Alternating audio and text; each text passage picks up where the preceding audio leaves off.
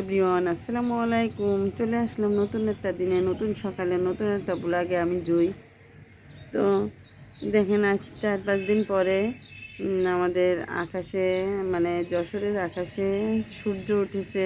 আমাদের এখানে তো কুয়াশা ঘেরা ছিল। সূর্য মামার দেখা মিলছিল না 3-4 দিন ধরে, 4 দিন হবে।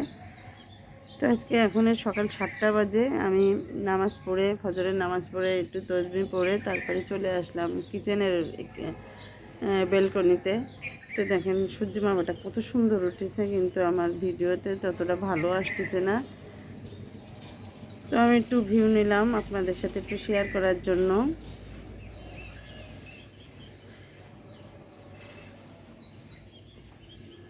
সকালের নীরবতা, পরিবেশ অনেক সুন্দর লাগে, নিস্তব্ধ, চারিদিকে গাছপালা। এখন রান্না করব।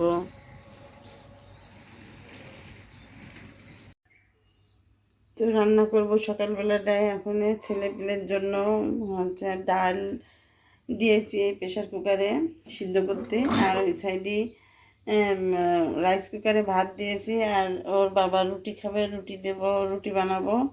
রুটি বানানো আছে, কিন্তু রুটি ছেঁকে দেবো আর কি। আর একটু সবজি রান্না করব, তারপরে দুপুরের আয়োজনে চলে যাব। আপনাদের আমার সাথে থাকবেন আপনারা।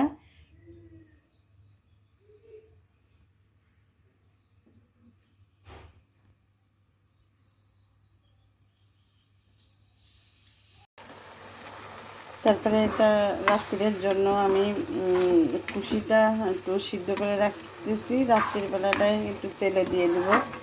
এই জন্য রাত্রি রুটি দিয়ে খাওয়ার জন্য কুশি ভাজি, কেউ চিচিঙ্গাও বলে। আর এদিকে আমার প্রেশার কুকারে ডালটা সিদ্ধ হয়ে গেছিলো, সেটা আবার এই ওড়ং দিয়ে ঘুটে, আমরা এটাকে ওড়ং বলি। তো ওড়ং দিয়ে ঘুটে তারপরে তো তেলে দেওয়া হয়ে গেছে আমার ডালটা। আর এখন সকালের জন্য যে রুটি দিয়ে খাবে, সেই জন্য আমি এখানে পেঁপে নিয়েছি, পেঁপেটাও সিদ্ধ করে নেব। তো আমার হচ্ছে তারপরে একটা বড় তরকারি রান্না করব, মাছের তরকারি দুপুরের জন্য, সেটা আপনাদের সাথে দেখাবো আর কি, সাথে থাকবেন।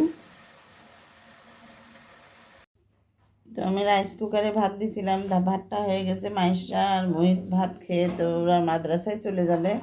আর এদিকে ভাতের সাথে আলু ভর্তাও হয়ে গেছে, ডালটা তো হয়ে গেল, দেখালাম আপনাদের সাথে। তো ওরা এখন মাদ্রাসায় যাবে, আলু ভর্তা করব। আর হচ্ছে এই ভাত, তো আমার সকালবেলায় ভাত রুটি সবই হয়, কেউ ভাত খায়, কেউ রুটি খায়। তো এখন ভর্তা করব, করে ওদেরকে ভাত দেব। মাইশা মাদ্রাসায় যাওয়ার পরে আমি দুপুরের একটা তরকারি চুলায় দিয়ে দিলাম।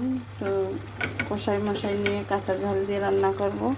তো টমেটো দিয়ে দিলাম। আসলে ছোটো মাছ চচ্চড়িতে, আবার যে কোনো তরকারি রান্না করার সময় একটু দিয়ে দিলে, মানে টমেটো দিলে আসলে খুব মজা লাগে।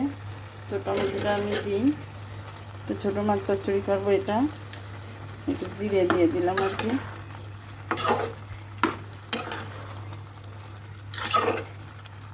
সকাল সকালই রান্না করে ফেলতেছি, কারণ দুপুরবেলায় আসলে মানে 12টা-11টা বাজার সাথে সাথে 12টা বেজে যায়। 12টা বাজার সাথে সাথেই 1টা বেজে যায়, আজান দিয়ে দেয়।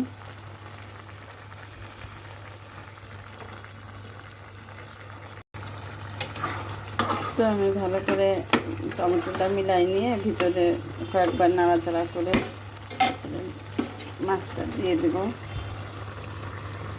তো আসলে তাড়াতাড়ি রান্না করতে হবে, অনেক কাজ। তারপরে আবার দুপুর মনে করছি যে একটু গরম গরম পড়ে গেছে, তো আমি ইয়ে করব, কী বলে, কম্বল দুটাকে রেখেছে আমাদের 7-8টা কম্বল আর কি, সব ঘরে ঘরে আছে, সেগুলো কেচে উঠাতেই হবে। তো মনে করছি কি আজকে যদি তাড়াতাড়ি রান্না হয়ে যায়, তো দুইটা করে কম্বল ধুয়ে দেবো, দিয়ে তারপরে উঠাই ফেলবো।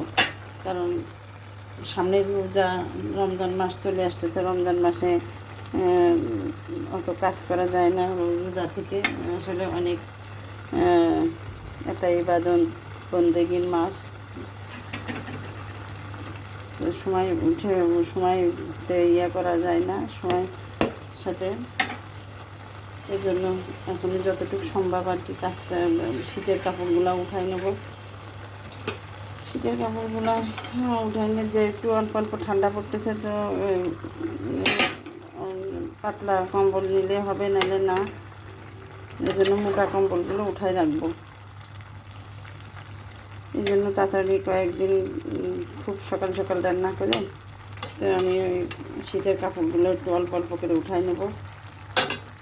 তো চচ্চড়িটা তো চচ্চড়িটা পানিটা কমে গেলে আমার চচ্চড়ি হয়ে যাবে। আর লবণটা ঠিক আছে, যদি একটু লাগে পরে আর একটু দিয়ে নেব। আসলে লবণ আমি অল্পও খাই না, বেশিও খাই না, একটু দিয়ে নিলাম আগের থেকে, কারণ যেহেতু একটু ঝোল ঝোল আছে চারিদিকে মেখে যাবে আর কি।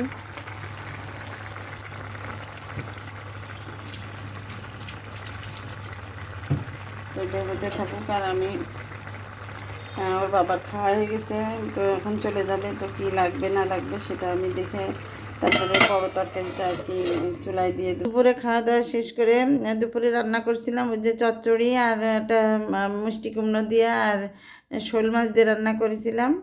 তো সে তারপরে খাওয়া দাওয়া করে রান্না করে তারপরে গোসল মোসল করে তারপরে হচ্ছে আমি নিজে গোসল করলাম, করে তারপরে ওদেরকে সবার খাওয়াই দিয়ে তো নামাজ কালাম পড়ে একটু শুয়েছিলাম। শুয়ে থেকে উঠে তা আসরের নামাজ পড়ছি। আসরের নামাজ পড়ে আবার একটু বাইরে মাইশাদের সাথে একটু কথা বললাম। মাইশার আম্মু আসছিল, তো কাপড় মেলানো ছিল ছাদে, সেগুলো নিয়ে আসলো, সেইগুলো ভাঁজ করলাম।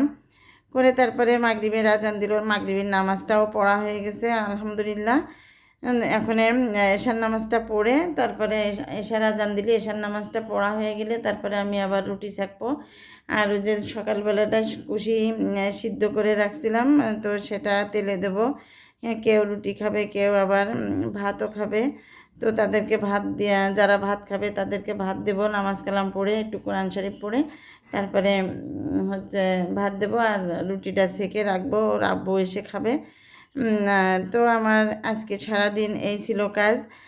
তো আমার ভিডিওগুলো যদি ভালো লেগে থাকে আপনাদেরকে, তো আমার হচ্ছে লাইক কমেন্ট আর সাবস্ক্রাইব করে আমার সাথে থাকবেন এবং আমার সামনের দিকে যাওয়ার জন্য উৎসাহিত করবেন। তো সবাই ভালো থাকবেন, সুস্থ থাকবেন, আমার পরিবারের জন্য দোয়া করবেন। আল্লাহ হাফেজ।